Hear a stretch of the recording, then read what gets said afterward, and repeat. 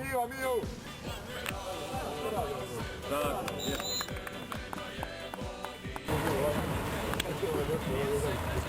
Hajde!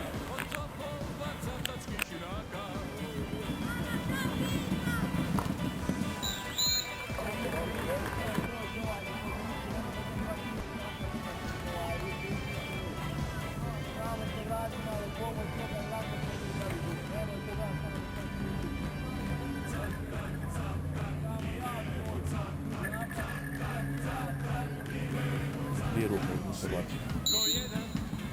Desno je to, pa vidiš ga. Dobro, pa lakše mu je pokazati. Gol za Teta, postavljen broj 8, Marko Ivanković. Kako je dodano igrati, hoće li puk ili? Jeba si me.